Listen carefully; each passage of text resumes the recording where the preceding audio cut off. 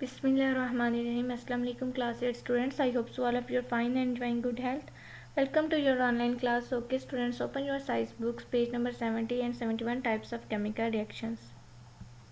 Page number 70, types of chemical reactions. Thousands of the chemical reactions are taking place all the time in the world. They are classified into different types. Here we will discuss only two types, that is addition reactions and decomposition reactions.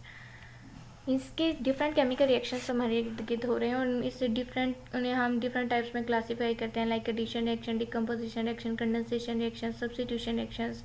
लेकिन इस chapter में हम further दो ही types discuss करेंगे, addition reactions and decomposition reactions.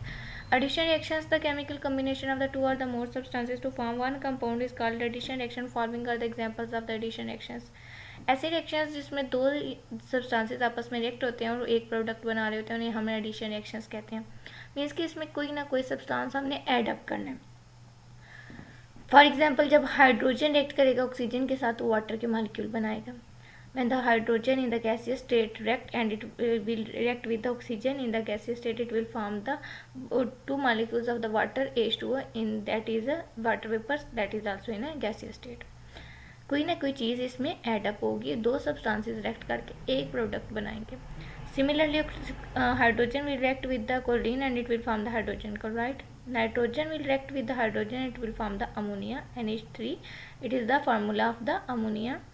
And then magnesium and oxygen react and it will form the magnesium oxide. Sodium and the chlorine react and it will form the sodium chloride.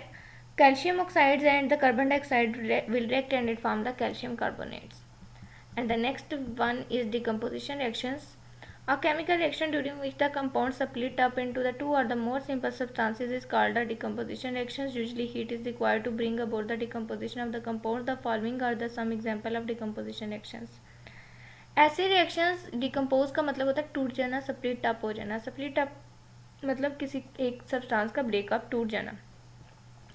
कोई ऐसा compound कोई compound अब टूट जाता है तो उसके result में क्या होता है कि दो या दो से ज़्यादा सब्सटेंसेस प्रोड्यूस होते हैं और ऐसे रिएक्शंस को हम डिकम्पोजिशन रिएक्शंस कहते हैं. और इस किसी कंपाउंड को डिकम्पोज करने के लिए, स्प्लिट करने के लिए हमें एनर्जी, मोस्टली हीट प्रोवाइड करनी पड़ती है. कुछ एग्जांपल्स हैं डिकम्पोजिशन रिएक्शंस की, वो ये हैं कि जब potassium chloride that is KClO3 in a solid state and it is heated, then it will form the potassium chloride in the solid state and also oxygen in the gaseous state. Means के एक substance था जो कि दो में आगे से split up हो गया. इसी तरह calcium carbonate, it will split up into the calcium oxide and carbon dioxide. And then the lead nitrate, it on heating it will form the lead oxides, nitrogen dioxide and the oxygen molecules. Now in page number 71, energy changes in the chemical reactions. In order to know that about the nature of the chemical changes in the various reactions, we need to know about the changes in the energy of the substances. The energy of the substance is a particular amount of the energy due to which the structure of the substance remains stable. A substance undergoes a chemical change or a chemical reaction when its energy is changed. The change in the energy of the substance takes place by absorbing or releasing the heat or light. On the basis of the change in the energy, chemical reactions can be classified into the two types, that is exothermic and endothermic reactions. Energy changes in the chemical reaction. ऐसे chemical means कि chemical reactions में जब भी कोई substance जिसके ऊपर chemical reaction हो रहा हो तो उसकी कोई ना कोई एनर्जी चेंज होती है. ठीक है, मीन्स कि एक सब्सटेंस है, अगर उसके ऊपर कोई केमिकल रिएक्शन नहीं हुआ, जब तक उस पर कोई केमिकल रिएक्शन नहीं होगा उसकी एनर्जी उसके पास एक स्टेबल अमाउंट ऑफ एनर्जी होगी और उसकी वो एनर्जी कांस्टेंट रहेगी. लेकिन जैसे उसके ऊपर कोई केमिकल रिएक्शन होगा, एज अ रिजल्ट उसकी एनर्जी चेंज होगी, जिसके रिजल्ट में हमें पता चलेगा इधर इस सब्सटेंस के ऊपर कोई ना कोई केमिकल चेंज आया है. और ये केमिकल चेंज जो एनर्जी के अंदर चेंज आता है वो बेसिकली या तो इस फॉर्म में आता है कि एनर्जी रिलीज होती है इन the form of the heat, या एनर्जी अब्जॉर्ब्ड होती है. ठीक है, either in the form of the heat और द लाइट. ठीक है, तो ऐसे चेंजेस के रिजल्ट में हम केमिकल रिएक्शंस को दो टाइप्स में क्लासीफाई करते हैं, एक तो एक्सोथर्मिक रिएक्शंस, एक एंडोथर्मिक रिएक्शंस. ओके स्टूडेंट्स, जो आपको रीडिंग के अंदर मार्क करवाए जाते हैं या जितनी भी आपको रीडिंग करवाई जाती है उसको आपने केयरफुली सुनना भी है, उसे याद भी करना है.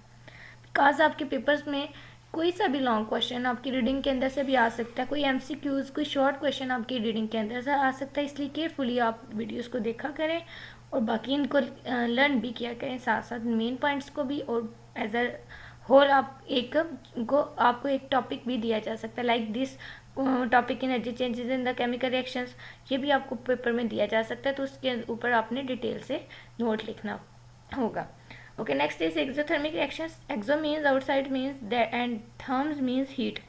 Exothermic reactions are those reactions during which the heat is given out. Burning is a common example of exothermic reactions. Fossil fuels, coal, natural gas, etc. burns in the air to release the heat. Exothermic reactions ऐसे reactions होते हैं जिसमें heat release हो रही होती है. ठीक है, exo mean outside and therm means heat. Heat हमें बाहर की तरफ मिलती है, मीन्स के रिएक्शंस जब हो जाते हैं तो उसके रिजल्ट में हीट प्रोड्यूस होती है. ठीक है, रिलीज होती है. और बर्निंग इसकी कॉमन एग्जांपल है. जैसे आपके घरों में अगर आप देखें किचन्स में तो कुकिंग हो रही होती है, तो इसके क्या होता है कि fossil fuels like coal, carbon की गैस में, या फिर natural gases in the form of the methane gas, ये रिएक्ट करते हैं with oxygen molecules and it will produce the carbon dioxide and as a result heat is produced and this heat is utilised in your cooking.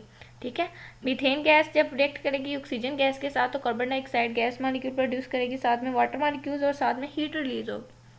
Okay, तो ये reactions exothermic reactions कहलाते हैं जिसमें कोई ना कोई हीट प्रोड्यूस होती है. इसी तरह ferrous in the solid form react with the sulfur in the solid form and it will form the ferric sulfate that and some heat is also reduced. Fireworks are also example of exothermic reactions. जब भी कोई fireworks होते हैं तो क्या होते हैं कि मीन्स कि कोई रिएक्टेंट आपस में रिएक्ट करके एनर्जी रिलीज करते हैं, हीट रिलीज करते हैं in the form of the fire. तो ये भी एक एक्सोथर्मिक रिएक्शन हुआ. Okay, next page number 72 open करें. Activity 5.5 exothermic reactions. जो हमें प्रेटस और मटेरियल्स रिक्वायर्ड हैं, beaker, unslaked lime and water. Beaker that is the instrument and then unslaked lime की चूने को कहते हैं और वाटर हमें चाहिए. प्रोसीजर क्या है कि एक बीकर लें, take a beaker and fill it half with the water. एक बीकर लें, उसे उसके आधा पानी से भर दें. Add some unslaked limes, calcium oxide. Calcium oxide lime का फार्मूला है CaO in the beaker and stir it. जब आप इसके अंदर लाइम डालेंगे तो क्या करें, थोड़ी देर के लिए उसको स्टीर करते रहें, मीन्स के हिलाते रहें. स्टीरर लेके उसे हिलाते रहें, अच्छे से मिक्सअप कर दें. After 20 to 30 seconds touch the outer side of the beaker. 20-30 second जब उनके दरमियान में रिएक्शन हो जाएगा तो अपने बीकर की आउटर सरफेस को टच करना है with your finger. What do you feel? आप देखेंगे कि आपको थोड़ी सा बीकर वार्म अप हुआ फील होगा. During activity 5.5, sides of the beakers become warm. The heat which makes the mixture in the beaker and sides of the beaker warm is released by exothermic reaction between calcium oxide and water. तो basically prove हुआ कि जब calcium oxide और water के दरमियान में कोई reaction होता है तो उसके रिजल्ट में कोई ना कोई हीट प्रोड्यूस होती है जिसकी वजह से उसके बीकर्स की वॉल्स गर्म हो जाएंगी, वार्म अप हो जाएंगी. कैल्शियम ऑक्साइड को अपने सॉलिड फॉर्म में लेना है और वाटर को अपने लिक्विड फॉर्म में, और इसके रिजल्ट में कैल्शियम हाइड्रोक्साइड बनता है एक्वस फॉर्म में और साथ में some heat is also released. Okay students, no open your exercise question number 5.3 part A, differentiate between addition reaction and decomposition reaction. We already discussed it in our reading, today's reading. You have to write it on your neat notebooks, and there is also a part 3, differentiate between exothermic and endothermic reaction. Also done it. Exercise question number 5.7 addition reaction, decomposition reaction, exothermic reaction and endothermic reaction. इनकी different examples आपने दो discuss करनी है. Okay, इन दो examples को आपने learn करना है और इन्हें अपनी नोटबुक्स के ऊपर लिखना है. This is your today's diary students. Book reading page number 70, 71 and 72. Learn and write the exercise question number 5.3 part 1 and third 5.7. Okay students, Allah Hafiz.